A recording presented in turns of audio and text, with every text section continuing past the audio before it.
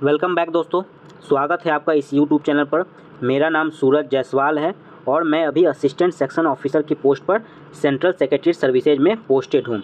ये हमारे GK PYQ series का लेक्चर 6 होने जा रहा है। ठीक है, इसके पहले 5 लेक्चर्स ऑलरेडी अपलोड हो चुके हैं, जिनका लिंक मैं आपको यहाँ आई बटन पर दे दूँगा और वो आपको नीचे डिस्क्रिप्शन बॉक्स में भी मिल जाएंगे। अगर आप चैनल पर पहली बार आए हो तो वो वीडियोज़ भी आप जाकर देख सकते हो। ज़्यादा समय नहीं गवाते हैं और शुरू करते हैं और लेते हैं आज का अपना पहला क्वेश्चन। तो आज का हमारा पहला क्वेश्चन है, ब्रिटिश सरकार द्वारा चंपारण कृषि कानून कब पारित किया गया था? When was the Champaran agrarian law passed by the British government? देखिए, आप सभी जानते हैं कि चंपारण सत्याग्रह जो महात्मा गांधी का भारत में पहला सत्याग्रह का प्रयोग था, वो हुआ था बिहार के चंपारण में 1917 में। ठीक है, 1917 में। बहुत सारे बच्चे कन्फ्यूजन में इस क्वेश्चन का जवाब 1917 मार देंगे, लेकिन जो चंपारण कृषि कानून पारित किया गया था वो पारित किया गया था 1918 में। सही उत्तर क्या होगा? 1918। चंपारण सत्याग्रह 1917 में हुआ था और चंपारण कृषि कानून पारित किया गया था 1918 में। ठीक है, अच्छे से याद रखिएगा। कुछ इससे रिलेटेड कुछ इंपॉर्टेंट फैक्ट्स हैं, आइए जानते हैं उनके बारे में। तो देखिए, 1915 में गांधी जी भारत लौटे थे साउथ अफ्रीका से। ठीक है, इसके बाद गोपाल कृष्ण गोखले जी के कहने पे, GK गोखले जो हम लोग जानते हैं, जो महात्मा गांधी के राजनीतिक गुरु भी कहे जाते हैं, इनके कहने पे इन्होंने 1 वर्ष तक पूरे भारत का भ्रमण किया था।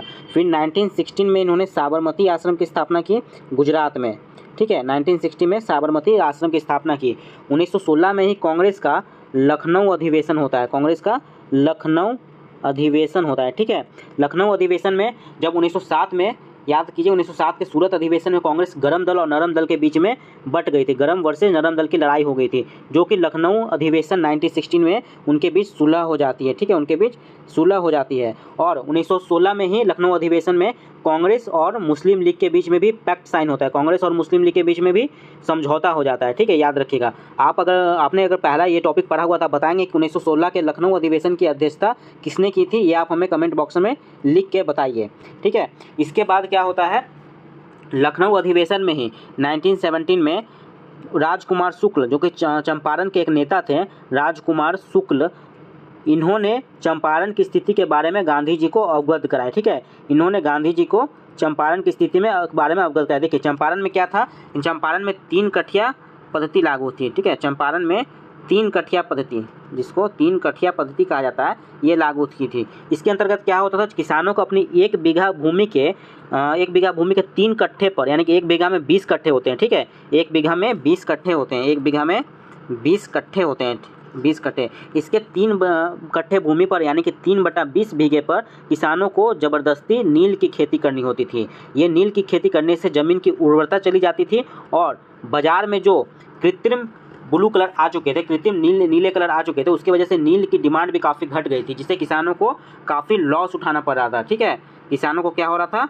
काफ़ी लॉस हो रहा था। इसके कारण किसान काफ़ी त्रस्त हैं और राजकुमार शुक्ल ने इस स्थिति के बारे में गांधी जी को अवगत कराया। इसके बाद गांधी जी अपने 1917 में चंपारण पहुंचते हैं और वहां पर सत्याग्रह का पहला प्रयोग करते हैं। ये क्वेश्चन ये भी बनता है कि गांधी जी ने सत्याग्रह का अपना पहला प्रयोग इंडिया में कहाँ किया गया था, तो वो चंपारण में किया था। ठीक है, इंडिया में चंपारण में किया था। इसके पहले गांधी जी ने साउथ अफ्रीका में सत्याग्रह का प्रयोग कर रखे थे। ठीक है, याद रखिएगा, ये भी क्वेश्चन आ सकता है कि गांधी जी ने पहली बार सत्याग्रह का प्रयोग कहाँ किया था, तो वो साउथ अफ्रीका में किया था। साउथ अफ्रीका में वहाँ पे नस्लवाद के खिलाफ किया था।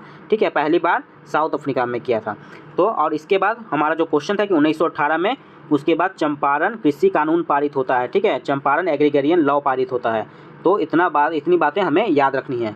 ठीक है, फिर बढ़ते हैं हम अपने अगले क्वेश्चन की ओर। अगला क्वेश्चन है जो हमारा, वो है कि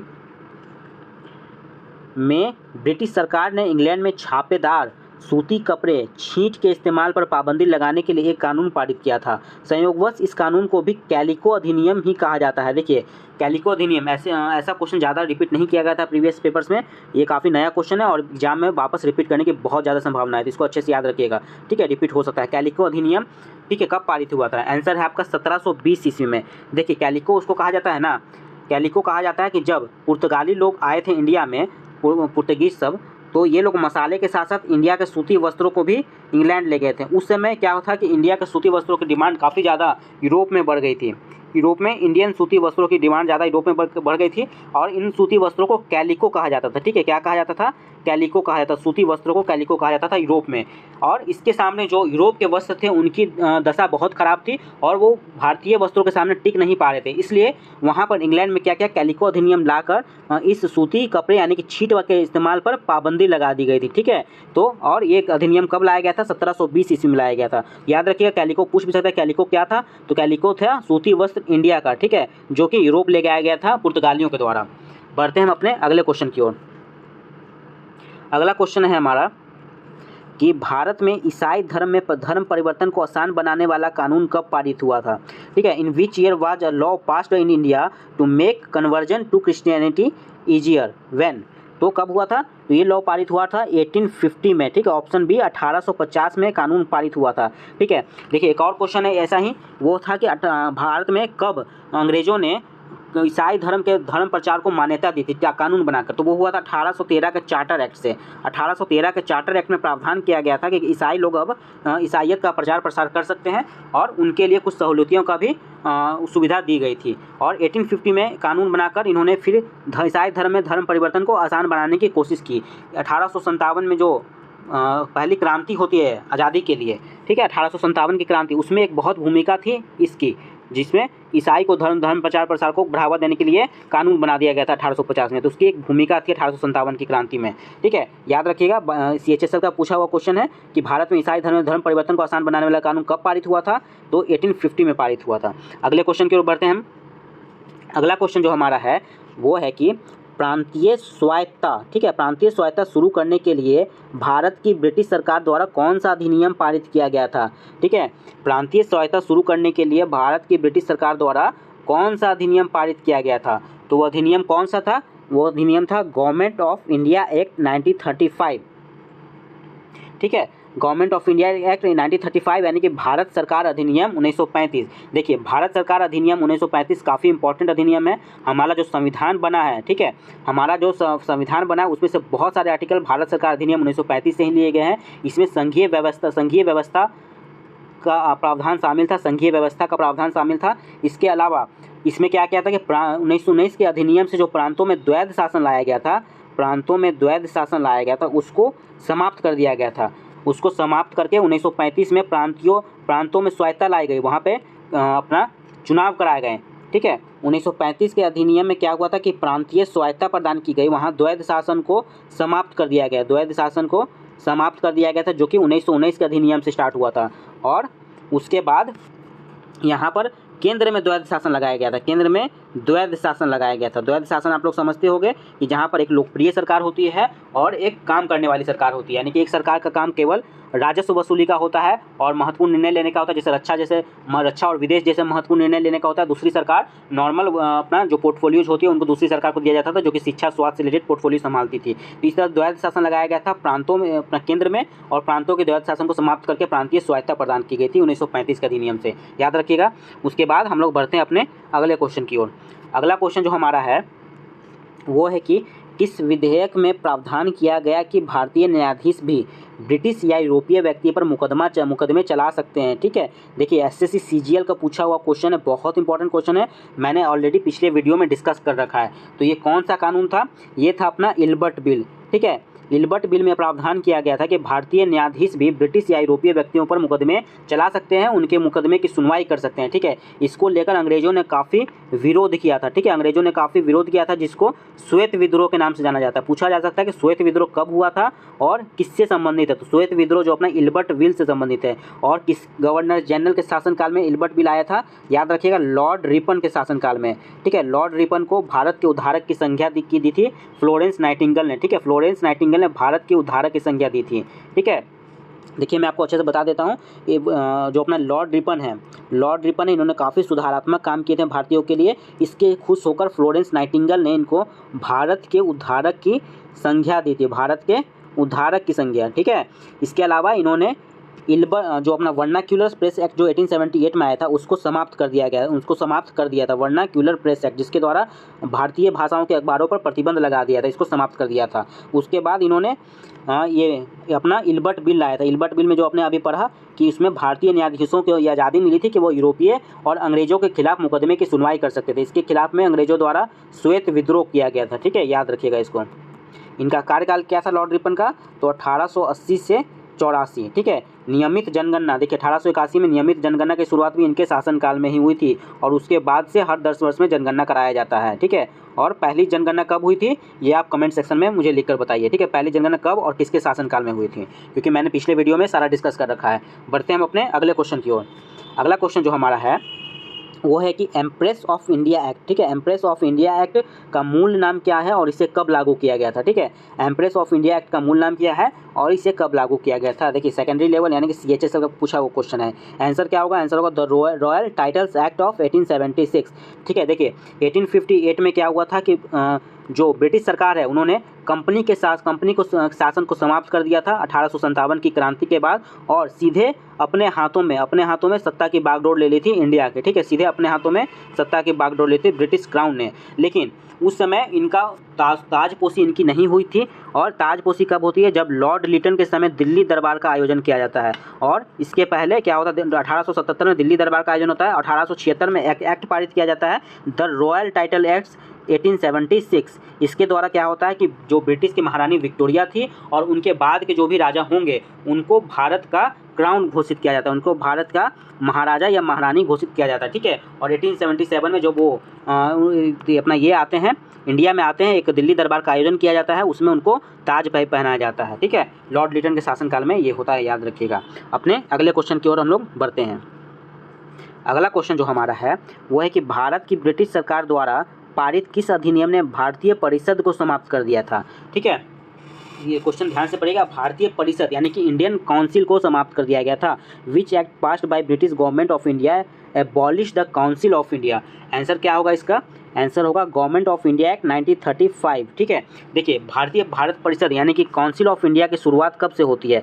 काउंसिल ऑफ इंडिया की शुरुआत होती है 1857 की क्रांति के बाद। ठीक है, जब 1861 में यानी कि 1861 ईस्वी में पहला इंडियन काउंसिल एक्ट भारत परिषद अधिनियम आता है। ठीक है, इंडियन काउंसिल एक्ट आता है जिसमें अब एक भारत परिषद का निर्माण किया जाता है, जिसमें ये वादा किया था कि आगे चल के इसमें भारतीयों को भी शामिल किया जाएगा जैसे जैसे भारतीय जिम्मेदारी उठाने के लायक होते जाएंगे। ठीक है, और ये 1861 के बाद 1892 में भी एक भारत परिषद अधिनियम आप देखोगे, फिर 1909 में भी भारत परिषद अधिनियम, जिसे मार्ले मिंटो सुधार भी कहा जाता है, उसको देखोगे। तो इस तरह से जब 1935 के अधिनियम में प्रांतीय स्वायत्तता दे दी गई, ठीक है, प्रांतों में द्वैध शासन को समाप्त कर दिया गया, उसके साथ ही भारत परिषद को भी समाप्त कर दिया गया। ठीक है, और वहाँ पर 1937 में प्रांतों में चुनाव कराए गए। ठीक है, ये भी क्वेश्चन पूछा हुआ है, मैं पहले भी डिस्कस कर सका हूँ कि पहली बार 1935 के अधिनियम से चुनाव कब कराए गए थे? तो 1937 में कराए गए थे, जिसमें से 11 प्रांतों में से 8 प्रांतों में कांग्रेस की सरकार बनी थी। ठीक है, 6 प्रांतों में कांग्रेस को पूर्ण बहुमत मिला था।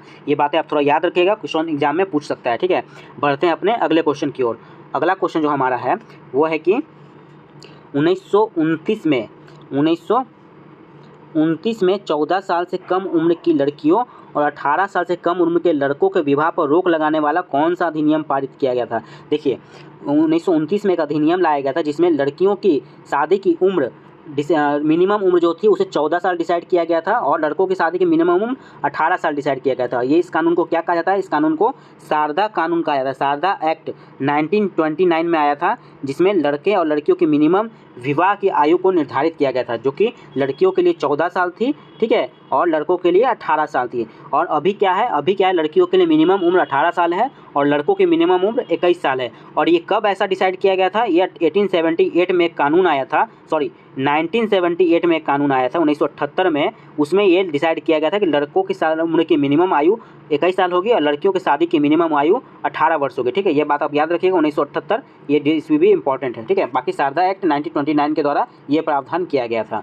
बढ़ते हैं हम अपने अगले क्वेश्चन की ओर। अगला क्वेश्चन जो हमारा है वो है कि भारतीय आधिकारिक गोपनीयता अधिनियम यानी कि इंडियन ऑफिशियल सीक्रेट्स एक्ट के माध्यम से किस वर्ष प्रेस की स्वतंत्रता पर अंकुश लगाया गया था। देखिए, प्रेस की स्वतंत्रता पर अंकुश लगाने का कोशिश बहुत बार किया गया है। इसके लिए एक सेपरेट वीडियो बनाना पड़ेगा, क्योंकि प्रेस से संबंधित बहुत सारे एक्ट आए हैं जिनसे क्वेश्चन बनते हैं। एक तो सबसे फेमस आपने वर्नाक्यूलर प्रेस एक्ट बहुत बार पढ़ रखा है, वर्नाक्यूलर प्रेस एक्ट 1878, ठीक है, जो लॉर्ड लिटन लेके आया था और लॉर्ड रिपन ने उसे खारिज कर दिया था। लेकिन लॉर्ड कर्जन के समय 1904 में यानी कि 1904 ईस्वी में भी एक प्रेस की स्वतंत्रता पर अंकुश लगाने वाला एक्ट लाया गया था, जिसको इंडियन ऑफिशियल सीक्रेट्स एक्ट कहा जाता है, ठीक है। जब 1905 में बंगाल विभाजन होने वाला था, उस समय काफ़ी ज़्यादा विरोध बढ़ गया था अंग्रेजों के खिलाफ। इस विरोध को रोकने के लिए इस तरह के एक्ट्स पारित हुए थे, ठीक है, ताकि प्रेस की स्वतंत्रता पर अंकुश लगाया जाए और लोगों तक ज़्यादा जानकारी नहीं पहुंचाए। तो ये कब आया था? 1904 में, ठीक है, 1904 ईस्वी, याद रखिएगा।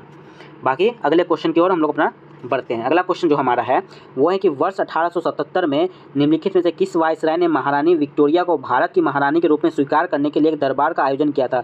मैं ऑलरेडी डिस्कस कर चुका हूँ कि 1877 में एक दिल्ली दरबार का आयोजन किया गया था, जिसमें महारानी विक्टोरिया की ताजपोशी की गई थी, ठीक है। तो वो दरबार किसके शासनकाल में हुआ था? तो लॉर्ड लिटन के शासनकाल में। ए होगा इसका आंसर। लॉर्ड लिटन के शासनकाल में दिल्ली दरबार का आयोजन किया गया था। देखिए, टोटल 3 दिल्ली दरबार अभी तक आयोजन किए गए हैं। एक तो मैंने आपको ये बता दिया, और एक दरबार देखिए सबसे फेमस हुआ था 1911 में जो लगा था, जिसमें जॉर्ज पंचम आए थे इंडिया, ठीक है, जॉर्ज पंचम आए थे, और इसमें बंगाल विभाजन को रद्द किया गया था। देश की राजधानी कोलकाता से दिल्ली स्थानांतरित की गई थी, ठीक है, कोलकाता से दिल्ली स्थानांतरित किया। और तीसरा भी एक दिल्ली दरबार का आयोजन किया गया था, वो आप मुझे कमेंट सेक्शन में लिख कर बताइए ये तीसरे दिल्ली दरबार का आयोजन कब हुआ था, ठीक है। अगर आपको नहीं पता है तो इसके बारे में एक बार गूगल कीजिए, सर्च कीजिए, तब जाकर आपको चीज़ें याद होना शुरू हो जाएंगी, ठीक है। एक बार आप सर्च कर लोगे तो चीज़ आपके लिए हमेशा आपके साथ रहेगी और कभी आप भूलोगे नहीं, ठीक है। तो अगर आपको इसको जरूर आप बताइएगा, अगर आपको पता है तो ठीक है, नहीं तो आप इसे सर्च करके बताइए। बढ़ते हैं हम अपने अगले क्वेश्चन की ओर। अगला क्वेश्चन जो हमारा है वो है कि ब्रिटिश भारतीय साम्राज्य की राजधानी को कलकत्ता से दिल्ली कब स्थानांतरित किया गया था। देखिए, ऑलरेडी मैं आपके साथ डिस्कस कर चुका हूँ। एमटीएस का क्वेश्चन है, क्वेश्चन काफ़ी ज़्यादा ये सब रिपीट हुए हैं, मैंने सिर्फ आपको लिए दिखाने के लिए सिर्फ एक बार ऐसे क्वेश्चन को लिया है, ठीक है। क्वेश्चन बहुत बार रिपीट हुए हैं ये सब। तो आंसर इसका क्या होगा? आंसर होगा 1911 में, ठीक है। 1911 में दिल्ली दरबार का आयोजन होता है लॉर्ड हार्डिंग के शासनकाल में। किसका शासनकाल था? Lord Hardinge. इसमें क्या क्या महत्वपूर्ण निर्णय होते हैं? तो देखिए, पहला तो इसमें महत्वपूर्ण निर्णय होता है कि इसमें राजधानी को, जो कि भारत की राजधानी थी, वो ही कलकत्ता से कहाँ स्थानांतरित कर दिया गया? दिल्ली स्थानांतरित कर दिया गया, ठीक है। कलकत्ता से राजधानी दिल्ली ले गई। उसके साथ ही बंगाल विभाजन को रद्द कर दिया गया। बंगाल विभाजन जो कि 1905 में लॉर्ड कर्जन के शासनकाल में हुआ था, उसको रद्द करने की घोषणा कर दी गई, ठीक है, रद्द कर दिया गया था। बढ़ते हैं हम अपने अगले क्वेश्चन की ओर। अगला क्वेश्चन जो हमारा है वो है कि किस ब्रिटिश कानून द्वारा भारतीय प्रतिनिधियों को पहली बार विधान परिषदों में चुनाव के लिए सीटों का आवंटन किया गया था? तो ऐसा हुआ था इंडियन काउंसिल एक्ट 1892 के द्वारा, ठीक है। देखिए, ऑलरेडी मैं पहले डिस्कस कर चुका हूँ इस चीज़ को कि 1861 से काउंसिल एक्ट शुरू होता है। पहला काउंसिल एक्ट आता है 1861 में, जो कि 1857 की क्रांति और 1858 के अधिनियम, जिससे ब्रिटिश सरकार ने सीधे सत्ता की बागडोर अपने हाथों में ले ली थी और कंपनी का शासन, जो ईस्ट इंडिया कंपनी थी, उसका शासन समाप्त कर दिया था। और उसके बाद 1861 में भारत परिषद अधिनियम, इंडियन काउंसिल एक्ट आता है, जिसके द्वारा एक भारत परिषद का निर्माण किया जाता है, ठीक है, शासन करने के लिए। इस परिषद में ये वादा किया था कि आगे चल के भारतीयों को भी शामिल किया जाएगा जब भारतीय इसके लायक हो जाएंगे। तो उसके बाद 1892 में जब सेकंड भारत परिषद अधिनियम आता है, इंडियन काउंसिल एक्ट सेकंड आता है, इसमें भारतीयों को विधान परिषद में चुनाव के लिए कुछ सीटों का आवंटन किया जाता है। जो गैर सरकारी सीटें थीं, उनका आवंटन भारतीयों के लिए कुछ सीटों को किया जाता है, ठीक है। याद रखिएगा किसके अधिनियम से? तो इंडियन काउंसिल एक्ट 1892, यानी कि भारत परिषद अधिनियम 1892। बढ़ते हैं अपने अगले क्वेश्चन की ओर। अगला क्वेश्चन है हमारा कि भारत में प्रथम महालेखाकार का कार्यालय किस वर्ष स्थापित हुआ था? इंपॉर्टेंट क्वेश्चन है, ऐसा क्वेश्चन पहले जल्दी नहीं मैंने देखा था, ठीक है। एमटीएस 2021 में पूछा गया क्वेश्चन है। तो महालेखाकार का कार्यालय किस वर्ष स्थापित किया था? वो था 1858 में, ठीक है। देखिए, कुछ बातें याद रखनी होती है, जैसे आपका आर्कियोलॉजिकल सर्वे ऑफ इंडिया, इसका स्थापना की थी आपका अलेक्जेंडर कनिंघम ने, ठीक है। किसने की थी? अलेक्जेंडर कनिंघम ने इसकी स्थापना की थी। इसलिए अलेक्जेंडर कनिंघम को भारतीय पुरातत्व सर्वेक्षण का पिता कहा जाता है। भारतीय पुरातत्व सर्वेक्षण का पिता कहा जाता है। वही लॉर्ड कर्जन ने एक पुरातत्व विभाग की स्थापना की थी। लॉर्ड कर्जन ने पुरातत्व विभाग की स्थापना की थी, ठीक है। पुरातत्व विभाग की स्थापना लॉर्ड कर्जन ने की थी, कर्जन ने। और इसके अलावा अगर बात करें तो लॉर्ड डलहौजी ने पीडब्ल्यूडी डिपार्टमेंट, ठीक है, पब्लिक वर्क्स डिपार्टमेंट की स्थापना किसने की थी? लॉर्ड डलहौजी ने काफ़ी सारी चीज़ों का निर्माण किया गया था। रेलवे का निर्माण हुआ था, पहला बार तार की शुरुआत भी लॉर्ड डलहौजी के शासनकाल में हुआ था। इस तरह से पब्लिक वर्क्स डिपार्टमेंट यानी कि पीडब्ल्यूडी के विभाग की स्थापना भी लॉर्ड डलहौजी ने की थी। और याद रखेंगे महालेखाकार कार्यालय की स्थापना किसने की थी? 1858 में। उसमें वायसराय अपने थे लॉर्ड कैनिंग, ठीक है। लॉर्ड कैनिंग के समय पहले में महालेखाकार यानी कि जिसको हम controller and auditor general of India कहते हैं, उसकी भी कार्यालय की स्थापना की थी। और 1860 ईस्वी में इंडिया के पहले CAG यानी controller and auditor general of India कौन बने थे? वो थे अपने सर एडवर्ड ड्रमंड, ठीक है। सर एडवर्ड ड्रमंड आता है, ठीक है, नाम में ड्रम है इनके, याद रखिएगा, सर एडवर्ड ड्रमंड, ठीक है। 1860 में पहले CAG बनते हैं इंडिया के, ठीक है। CAG से रिलेटेड आर्टिकल कौन सा है आप लोग सब जानते होंगे, 148 अनुच्छेद में controller and auditor general of India के बारे में दिया गया है, ठीक है, आर्टिकल 148 में।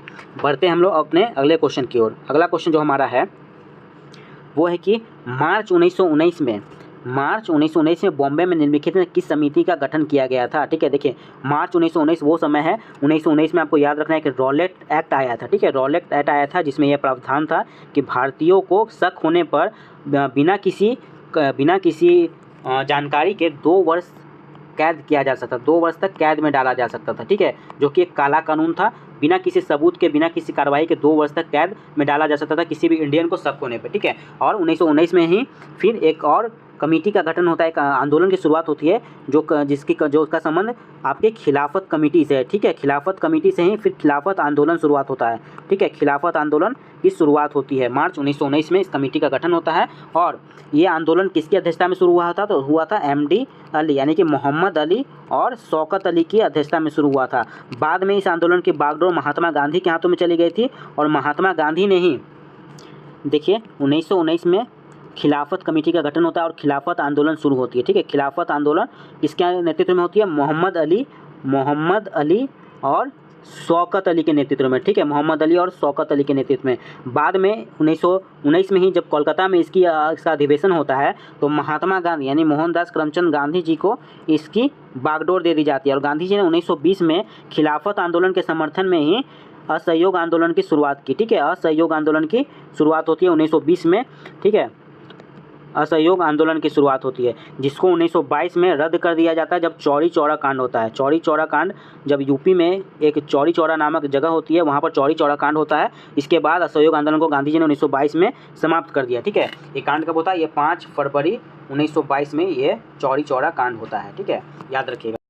तो बढ़ते हैं हम लोग अपने अगले क्वेश्चन की ओर। अगला क्वेश्चन जो हमारा है वो है कि who was the prime minister of Britain और UK when the British Parliament passed an independence bill for India in July 1947। जुलाई 1947 में ब्रिटिश संसद ने भारत के लिए एक स्वतंत्रता विधेयक पारित किया, तब ब्रिटेन का प्रधानमंत्री कौन था? तो आंसर क्या होगा? क्लीमेंट एटली जो कि लेबर पार्टी से थे, वो उस समय 1947 में ब्रिटिश प्राइम मिनिस्टर थे, ठीक है। ब्रिटिश प्राइम मिनिस्टर कौन थे? क्लीमेंट एटली थे, ठीक है। और उस समय भारत में गवर्नर जनरल कौन था? तो भारत में गवर्नर जनरल जो था अपना Mountbatten, Lord Mountbatten governor general थे, ठीक है, याद रखिएगा इनका नाम, लॉर्ड माउंटबेटन। ओके, बढ़ते हैं हम लोग अपने अगले क्वेश्चन की ओर। अगला क्वेश्चन जो हमारा है वो है कि who among the following was not a minister of cabinet mission plan 1946। देखिए कैबिनेट मिशन प्लान के बारे में हमने पिछले वीडियो में भी डिस्कस किया हुआ है। कैबिनेट मिशन प्लान 1946 में इंडिया आता है, ठीक है। किस लिए आता है? तो भारत में जो संभावनाएं होती है सरकार बनाने की, भारतीयों को स्वतंत्रता देने की संभावनाओं पर बात करने के लिए कैबिनेट मिशन प्लान 1946 में आता है, याद रखिएगा, इसी बहुत इंपॉर्टेंट है। इसके पहले 1940 में एक अगस्त प्रस्ताव आया था, याद रखिएगा, अगस्त प्रस्ताव 1940 में आया था। और 1942 में क्रिप्स मिशन आता है। 1942 में कौन सा मिशन? Cripps mission. और 1946 इस काल में कौन अपने गवर्नर जनरल थे भारत के? उनका नाम याद रखिएगा, वेवेल, लॉर्ड वेवेल इन गवर्नर जनरल थे, ठीक है। इसके बाद 1947 में माउंटबेटन गवर्नर जनरल बनते हैं। तो कैबिनेट मिशन में 3 सदस्य थे, 3 सदस्य का नाम था, एक थे अपने स्टैफोर्ड क्रिप्स, ठीक है, एक थे स्टैफोर्ड क्रिप्स, दूसरे थे पैथिक लॉरेंस और तीसरे थे AB अलेक्जेंडर इनका नाम था, ठीक है, AB अलेक्जेंडर। तो ये 3 जो थे कैबिनेट मिशन के अपने सदस्य थे। तो कौन इनमें से सदस्य नहीं था? तो Lord Wavell cabinet mission plan के सदस्य नहीं थे, वो उस समय भारत के गवर्नर जनरल थे, ठीक है, भारत के गवर्नर जनरल थे लॉर्ड वेवेल, ठीक है। तो ये आंसर नहीं था, ये कैबिनेट, ये आंसर था, यानी कि ये कैबिनेट मिशन प्लान के सदस्य नहीं थे। अगले क्वेश्चन की ओर बढ़ते हैं। अगला क्वेश्चन जो हमारा है वो है कि लॉर्ड कर्जन ने 1905 में डैश के विभाजन की घोषणा की। देखिए आपको आराम से पता होगा कि 1905 में बंगाल के विभाजन की घोषणा की गई थी। देखिए 1905 के बंगाल विभाजन से काफ़ी ज़्यादा क्वेश्चन पूछे जाते हैं, आइए उनको हम लोग डिस्कस करते हैं। देखिए सबसे पहले तो लॉर्ड लॉर्ड कर्जन उस समय बंगाल का अपना पूरे भारत का गवर्नर जनरल कौन था? Lord Curzon. ठीक है, इसका नाम याद रखिएगा। लॉर्ड कर्जन ने क्या किया था? भारतीय पुरातत्व विभाग की स्थापना की थी। ये भी क्वेश्चन पूछा गया है और मैंने आपको प्रैक्टिस करवाई है इसकी। भारतीय पुरातत्व विभाग की स्थापना किसने की थी? लॉर्ड कर्जन ने की थी। इसके बाद इसने 1905 में बंगाल विभाजन की घोषणा की। 7 अगस्त, डेट याद रखिएगा, डेट भी पूछा हुआ है प्रीवियस ईयर क्वेश्चन। 7 अगस्त 1905 को कोलकाता के टाउन हॉल में स्वदेशी आंदोलन की शुरुआत होती है। ठीक है, कोलकाता के टाउन हॉल से स्वदेशी आंदोलन की शुरुआत होती है। इस बंगाल विभाजन के विद्रोह में स्वदेशी आंदोलन की शुरुआत होती है। ठीक है, याद रखिएगा। 16 अक्टूबर 1905 को बंगाल विभाजन प्रभावी होता है। ठीक है, बंगाल विभाजन कब से प्रभावी होता है? 16 अक्टूबर 1905 को, और इस दिन को शोक दिवस के रूप में मनाया गया। ठीक है, रविंद्रनाथ टैगोर के कहने पर इस दिन को शोक दिवस के रूप में मनाया गया था अपना बंगालियों के द्वारा, याद रखिएगा। ठीक है, जहाँ पे पश्चिम बंगाल और पूर्वी बंगाल के लोगों के द्वारा एक दूसरे को राखी बांधी गई थी और एक शोक दिवस के रूप में इस दिन को सेलिब्रेट किया गया था। कब किया गया था? 16 अक्टूबर 1905 को। ये भी डेट याद रखिएगा। इस दिन से बंगाल विभाजन अपना प्रभावी हुआ था। और बंगाल विभाजन रद्द कब कर दिया गया था? तो 1911 में जब दिल्ली दरबार का आयोजन होता है, जहाँ जॉर्ज पंचम आए थे, उन्होंने 1911 में इसको रद्द करने की घोषणा कर दी गई थी। तो बंगाल विभाजन कब रद्द हुआ था? 1911 में रद्द हो गया था। हालांकि इसका असर कभी खत्म नहीं हो पाया। तो बढ़ते हैं हम अपने अगले क्वेश्चन की ओर। अगला क्वेश्चन जो हमारा है वो है कि निम्नलिखित में से किस पार्टी ने बंगाल के विभाजन के कदम का समर्थन किया था? ठीक है, यानी एक पार्टी ऐसी थी जिसने बंगाल विभाजन को समर्थन दिया था। वो पार्टी कौन थी? वो पार्टी थी ऑल इंडिया मुस्लिम लीग। ठीक है, याद रखिएगा, मुस्लिम लीग ने इसको समर्थन दिया था, क्योंकि अंग्रेजों ने, जब मुस्लिम लीग का गठन यहाँ पर 1906 में लगभग हुआ था, उस समय अंग्रेजों ने मुस्लिम लीग को कुछ लालच देकर कि उनको सरकार में उनका योगदान लिया जाएगा, और जो मुस्लिम्स थे उनको सरकारी नौकरी का प्रलोभन दिया गया था। ठीक है, सरकारी नौकरियों में उनको आरक्षण का प्रलोभन भी दिया गया था। इस तरह से उसका समर्थन हासिल किया गया था ऑल इंडिया मुस्लिम लीग का। याद रखिएगा, किसने बंगाल विभाजन के कदम का समर्थन किया था? ऑल इंडिया मुस्लिम लीग ने। बढ़ते हैं हम अपने अगले क्वेश्चन की ओर। अगला क्वेश्चन जो हमारा है वो है कि सदोसी आंदोलन से प्रेरित होकर किसने भारत माता की अपनी प्रसिद्ध छवि को एक तपस्वी व्यक्ति के रूप में चित्रित किया था? देखिए, अभी आपने देखा होगा कि भारत माता की एक तस्वीर बनाई जाती है जिसमें भारत माता एक झंडे लेकर एक तपस्विनी के रूप में दिखाई देती हैं। ठीक है, भारत का झंडा लेकर, यानी कि भारत माता को एक देवी के रूप में दर्शाया गया था। ठीक है, तो किसने सबसे पहले ये छवि बनाई थी? ये छवि बनाने वाले थे अवनींद्रनाथ टैगोर। ठीक है, इनका नाम याद रखिएगा। और स्वदेशी आंदोलन के समय इन्होंने भारत माता को एक तपस्विनी की छवि के रूप में चित्रित किया था। याद रखिएगा, इनका नाम अवनींद्रनाथ